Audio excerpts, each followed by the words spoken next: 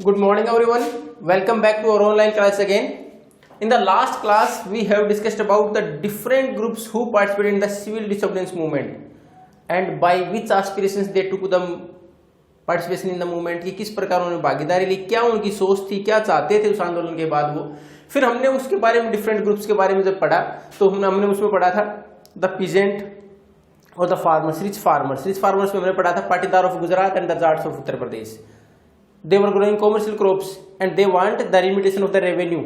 वो चाहते थे कि ऊपर से टैक्स सरकार चार्ज करती है वो कम हो जाए। Then after the poor peasants who were doing agriculture on rents, उनको तो बड़े जमींदार और जो लैंडलॉर्ड थे उनसे जमीन किराए पर मिलती थी तो वो चाहते थे उनका जो किराया है वो माफ हो जाए।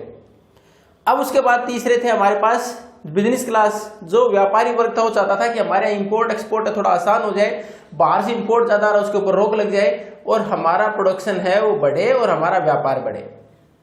अब उसके बाद हमारे पास नेक्स्ट है इंडस्ट्रियल वर्कर, बिजनेस क्लास के बाद इंडस्ट्रियल वर्कर्स।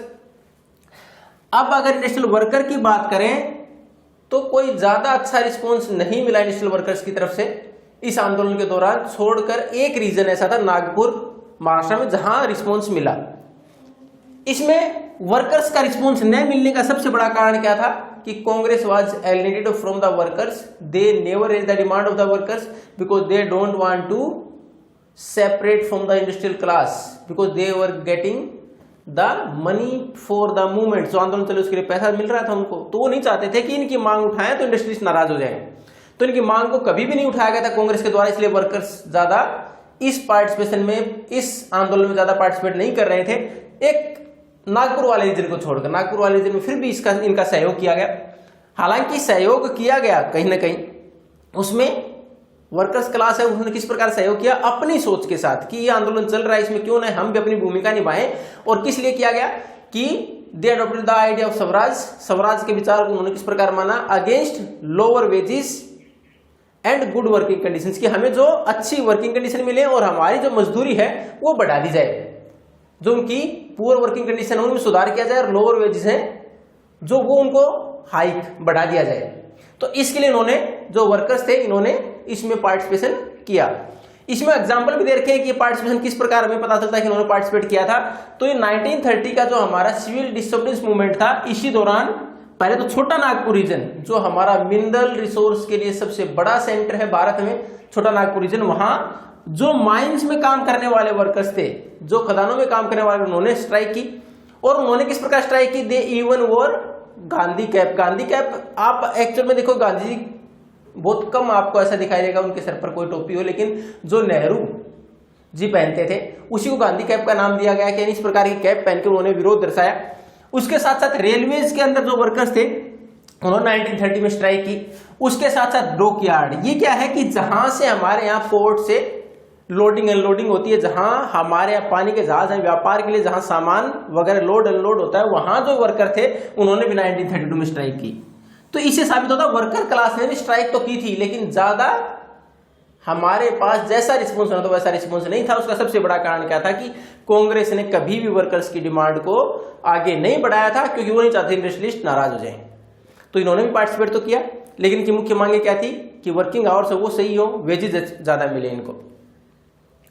अब उसके बाद इसमें दूसरा जो हमारे पार्टिसिपेशन क्या होती है, वो महिलाएं।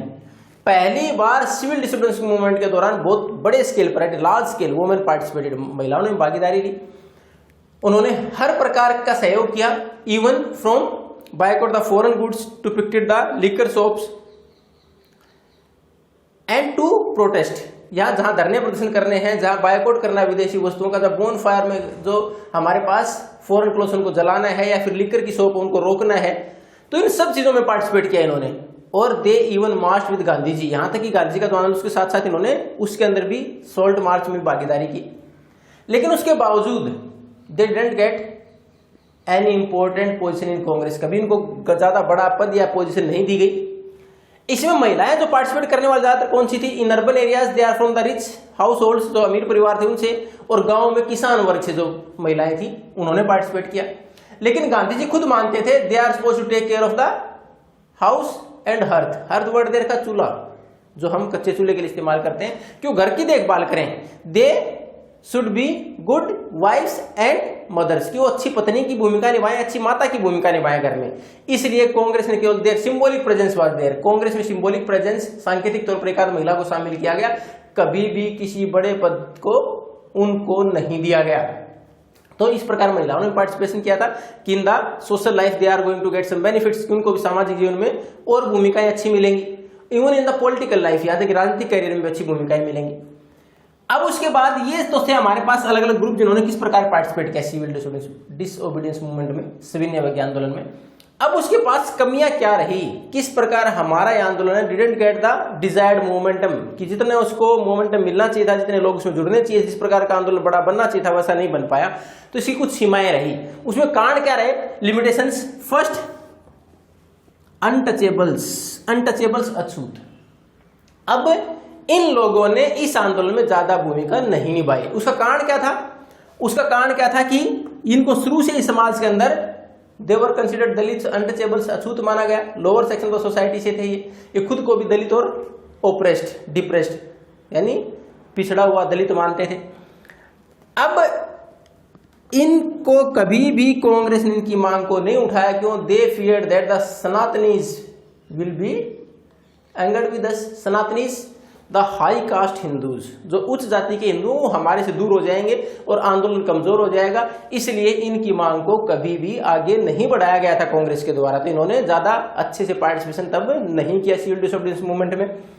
अब उसके बाद गांधी जी ने एक सेंटेंस का इस्तेमाल किया, we are not going to get the freedom for next 100 years if we are not able to include this section of the society in our movements, कि इन लोगों को हमारे आंदोलन में शामिल नहीं करेंगे तो अगले 100 साल भी आजादी नहीं मिलेगी हमें।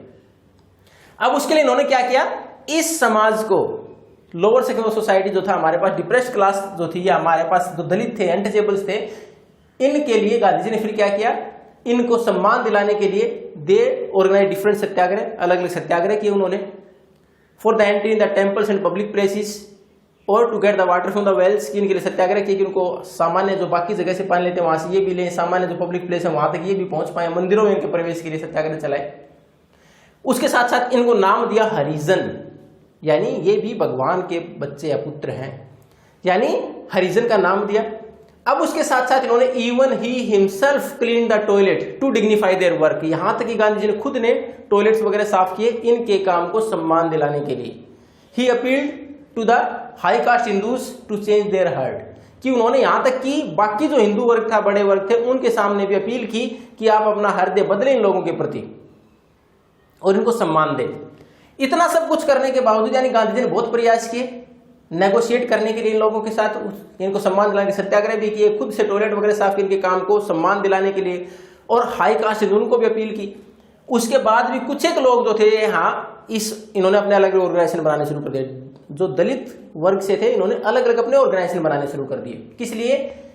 उनका मानना था they consider that only the political empowerment can improve our situation, जब तक हमें सरकार में भागीदारी नहीं मिलेगी, राजनीतिक तौर पर हम आगे नहीं बढ़ेंगे तो बाकी जगह हमें सम्मान नहीं मिलेगा। हमारे यहाँ आगे बढ़ने का सबसे बड़ा सोर्स है पहले हम वहां तक पहुंचे, इसलिए बहुत सारे संगठन बने, खासकर महाराष्ट्र वाला जो रीजन था उसमें वहां ये संगठन ज्यादा मजबूत रहे।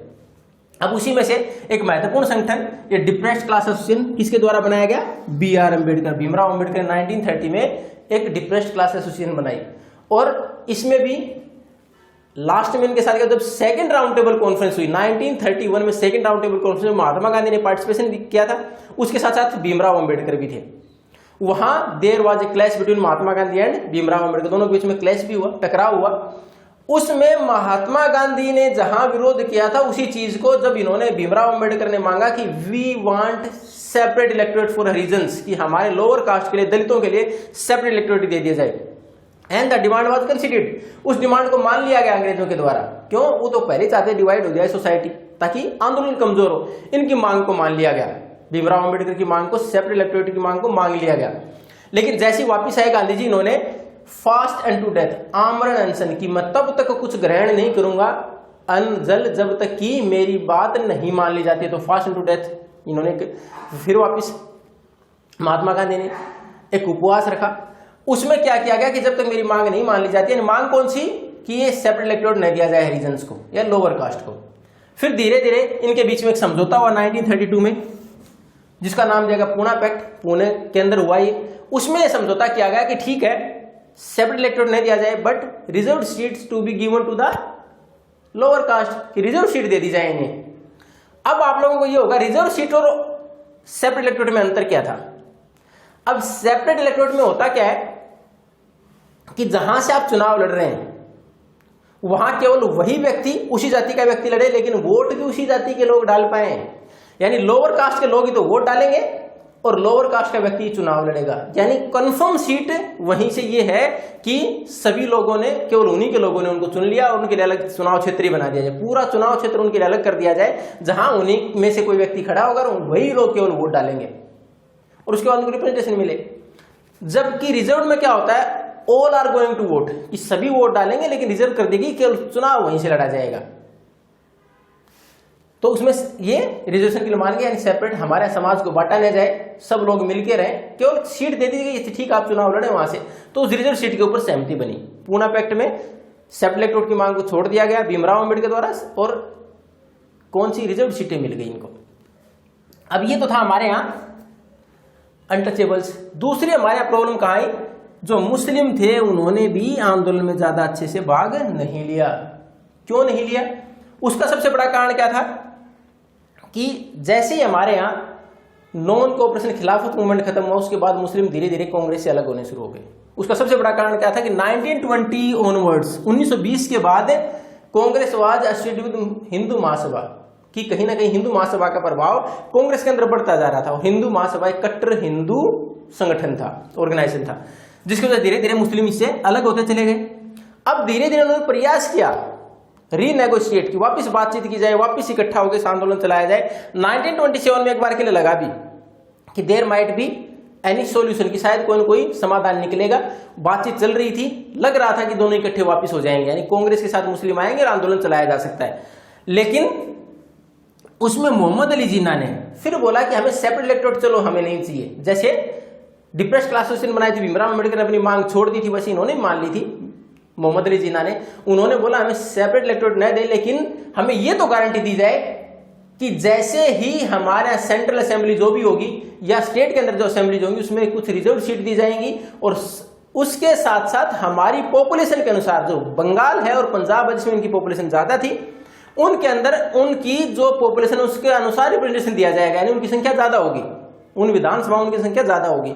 तो मोहम्मद अली जिन्ना ने मांग रखी कि हमारी पॉपुलेशन के अनुसार रिप्रेजेंटेशन दिया जाए, हमारी जनसंख्या अनुसार उन इलाकों में, खासकर जहां हमारी जनसंख्या ज्यादा है। उसके साथ साथ जैसे ही हमारी कोई भी नेशनल असेंबली होगी, जैसे आज पार्लियामेंट है, उसमें भी हमें कुछ रिजर्व सीट दी जाए धर्म के नाम पर, माइनॉरिटी के नाम पर, ताकि हमारा भविष्य सुरक्षित हो। अब जब ये बात चल रही थी नेगोशिएशन, तो 1928 में ऑल पार्टी कॉन्फ्रेंस बुलाई गई, सभी पार्टी की मीटिंग बुलाई, उसमें हिंदू महासभा भी शामिल थी। और हिंदू महासभा के M.R. जयकर ने इसका स्ट्रांगली अपोजिट, पूरी तरह से विरोध किया, और द नेगोशिएशन ब्रोक आउट, और बातचीत खत्म हो गई। बहुत सारे क्लैशेज हुए हिंदू और मुस्लिम के बीच में। जब हमारे रिलीजियस जो भी सेरेमनीज हैं उनके बीच में वायलेंट क्लैशेज उस टाइम पर भी होते, वायलेंस प्रोटेस्ट वर ऑर्गेनाइज, वायलेंस प्रोसेशन वर ऑर्गेनाइज, जैसे जुलूस निकलते उसमें मारपीट होती, तो धीरे धीरे गैप और ज्यादा बढ़ता चला गया। और इसमें जो बुद्धिमान लोग थे, पढ़े लिखे लोग थे मुस्लिम, उन्होंने भी बोला कि we are not sure about the representation in independent India as a minority, कि हम अल्पसंख्यक होंगे तो हमें नहीं पता कि हमारी आगे क्या कुछ जिम्मेवारी होंगी, हमारे साथ कैसा व्यवहार होगा, even our culture will be demolish, हो सकता है हमारी संस्कृति को बर्बाद कर दिया जाए और हमारे साथ कैसा व्यवहार हो। तो we are not certain about that. तो इसलिए यहां मुस्लिमों ने भी इस आंदोलन के अंदर ज्यादा भाग नहीं लिया।